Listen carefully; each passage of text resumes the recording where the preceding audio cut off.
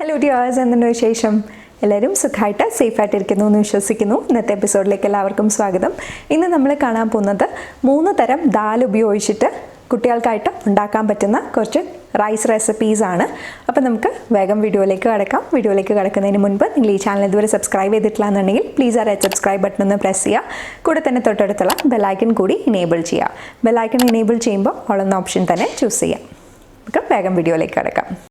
മസൂർ ദാൽ ഉപയോഗിച്ചിട്ടുള്ള ദാൽ റെസിപ്പി ഇനി കാണാം. നമ്മുടെ മസൂർ ദാൽ എന്ന് പറയുന്നത് ഇതുപോലെ ഓറഞ്ച് കളറിലുള്ള ലെൻറ്റിലിനെ പറയുന്നതാണ്.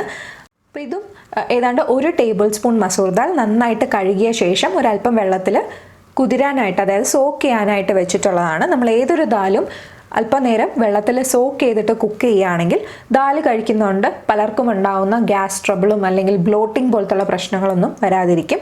അതുപോലെ തന്നെ മാക്സിമം ന്യൂട്രീഷൻ ബോഡിക്ക് അബ്സോർബ് ചെയ്യാനും പറ്റും. കാരണം ഇതിനകത്ത് ചില ആൻറ്റി ന്യൂട്രിയൻസ് ഉണ്ടാവും എന്നാണ് പറയുന്നത്. ഏത് തരത്തിലുള്ള ദാലും ലെൻറ്റിൽസും എടുക്കുകയാണെങ്കിലും അതിനകത്ത് ആൻറ്റി ന്യൂട്രിയൻസ് ഉണ്ടാവാറുണ്ടെന്നാണ് പറയുന്നത്. അപ്പോൾ ഈ സോക്ക് ചെയ്യുന്ന ആ ഒരു പ്രോസസ്സിലൂടെ നമുക്ക് ഈ ആൻറ്റി ന്യൂട്രിയൻസ് മാറ്റാനും ബോഡിക്ക് മാക്സിമം ന്യൂട്രീഷൻ അബ്സോർബ് ചെയ്യാനും പറ്റും. അപ്പോൾ അതുകൊണ്ട് തന്നെ ഏതൊരു തരത്തിലുള്ള ദാൽ കൊണ്ടുള്ള റെസിപ്പി അല്ലെങ്കിൽ ലെൻറ്റിൽസ് കൊണ്ടുള്ള റെസിപ്പി ആണെങ്കിലും ഇതുപോലെ കുതിരാനായിട്ട് വെച്ചിട്ട് കുക്ക് ചെയ്യുന്നതാണ് ഏറ്റവും നല്ലത്. മിനിമം ഒരു 20 minutes to 30 minutes എങ്കിലും സോക്ക് ചെയ്യുന്നത് നല്ലതായിരിക്കും. ഇതിപ്പോൾ ഞാനിവിടെ 2 hours സോക്ക് ചെയ്യാനായിട്ട് വെച്ചിട്ടുള്ളതാണ്. അതിൽ കൂടുതൽ വേണമെങ്കിൽ നിങ്ങൾക്ക് വെക്കാവുന്നതാണ്. സോക്ക് ചെയ്ത ശേഷം ആ വെള്ളം മാറ്റിയിട്ട് ഒന്നും കൂടി ഒന്ന് ചെറുതായിട്ട് റിൻസ് ചെയ്ത് എടുക്കുക. അങ്ങനെ റിൻസ് ചെയ്ത് ദാൽ നമുക്ക് ചേർത്ത് എടുക്കാം. പിന്നെ ചേർക്കുന്നത് 1 ടേബിൾ സ്പൂൺ അരി ഇതുപോലെ തന്നെ കഴുകി കുതിരാനായിട്ട് വെച്ചതാണ്.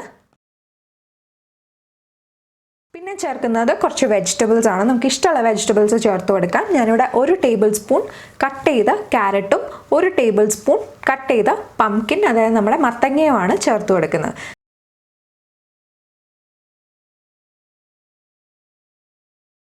പിന്നെ ചേർക്കുന്നത് 1 കപ്പ് വെള്ളം.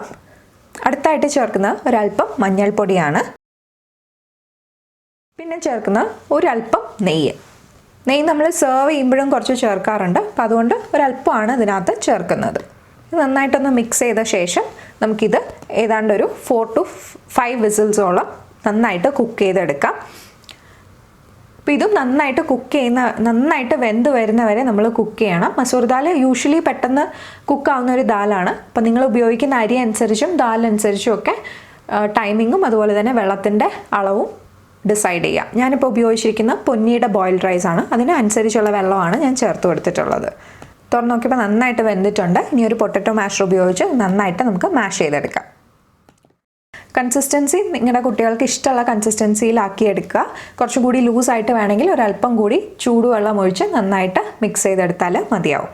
പിന്നെ ചേർക്കുന്നത് ഒരല്പം നെയ്യാണ്. നെയ്യ് അവസാനമായിട്ട് നമ്മൾ ചേർത്ത് കൊടുക്കുമ്പോൾ അതിന് പ്രത്യേക ഒരു ഫ്ലേവർ ഉണ്ടാവും. അതിന് വേണ്ടിയിട്ടാണ് ഈ അവസാനം ചേർക്കുന്നത്.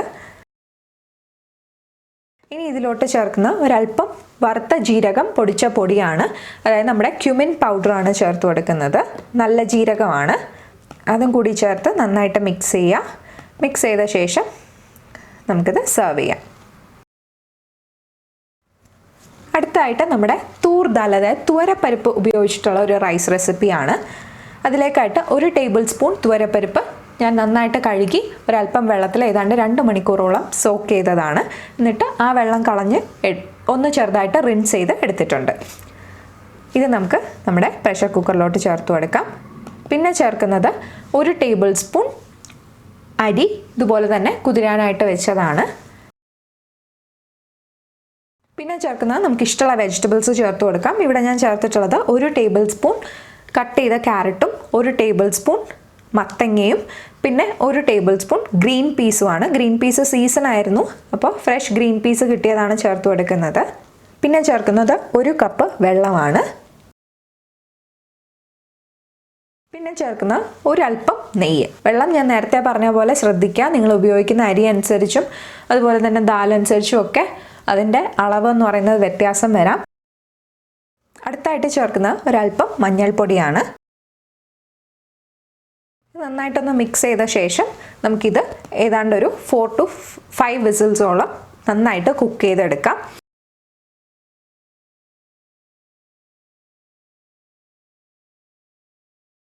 ഇതിപ്പോൾ നന്നായിട്ട് കുക്കായി വന്നിട്ടുണ്ട്. നമുക്കിനി ഇത് തുറന്ന് നന്നായിട്ട് പൊട്ടറ്റോ മാഷർ വെച്ച് മാഷ് ചെയ്തെടുക്കാം.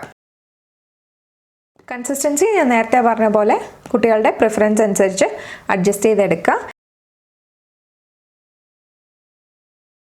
ഇനി ഇതിലോട്ട് ചേർക്കുന്ന ഒരല്പം വറുത്ത ജീരകം പൊടിച്ച പൊടിയാണ്, അതായത് നമ്മുടെ ക്യുമിൻ പൗഡറാണ് ചേർത്ത് കൊടുക്കുന്നത്.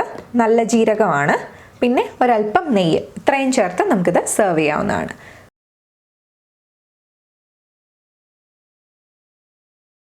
അപ്പോൾ നമ്മുടെ ഗ്രീൻ ഗ്രാം അല്ലെങ്കിൽ പച്ചപ്പയർ കൊണ്ടുള്ള റൈസ് റെസിപ്പി ഞാൻ എങ്ങനെയാണ് തയ്യാറാക്കിയിരുന്നത് എന്നുള്ളത് നമുക്കിനി കാണാം.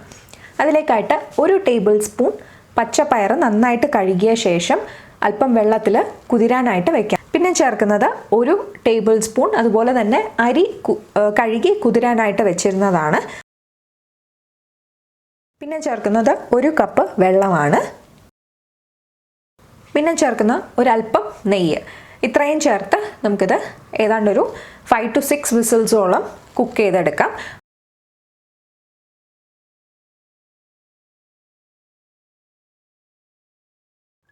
വിസിൽസ് വന്നതിന് ശേഷവും നന്നായിട്ട് പ്രഷർ പോകുന്നവരെ വെയിറ്റ് ചെയ്യുക. അത് കഴിഞ്ഞ് തുറന്ന് നോക്കുമ്പോഴത്തേക്കും നന്നായിട്ട് വെന്തിട്ടുണ്ടാവും. വെന്തു എന്ന് ഉറപ്പ് വരുത്തുക. ഇതിപ്പോൾ നന്നായിട്ട് വെന്ത് വന്നിട്ടുണ്ട്. ഇനി നമുക്കൊരു പൊട്ടറ്റോ മാഷർ ഉപയോഗിച്ച് നന്നായിട്ട് മാഷ് ചെയ്തെടുക്കാം.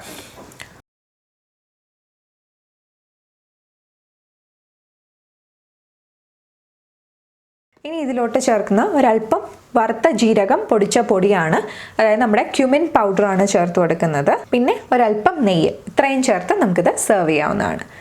അതുപോലെ തന്നെ 1 വയസ്സ് കഴിഞ്ഞ് കഴിഞ്ഞാൽ ഞാനിതിൽ അല്പം ഉപ്പും കൂടി ചേർത്തിട്ടാണ് സെർവ് ചെയ്തിരുന്നത്. അപ്പോൾ എല്ലാവർക്കും ഈ വീഡിയോ ഇഷ്ടപ്പെട്ടു എന്ന് കരുതുന്നു. ഇഷ്ടപ്പെട്ടുണ്ടെങ്കിൽ ലൈക്ക് ചെയ്യുക, കമൻറ്റ് ചെയ്യുക, ഷെയർ ചെയ്യുക. അതുപോലെ ചാനൽ ഇതുവരെ സബ്സ്ക്രൈബ് ചെയ്തിട്ടില്ല എന്നുണ്ടെങ്കിൽ സബ്സ്ക്രൈബും കൂടി ചെയ്യുക. മറ്റൊരു വീഡിയോ ആയിട്ട് പെട്ടെന്ന് തന്നെ കാണാം. ബൈ.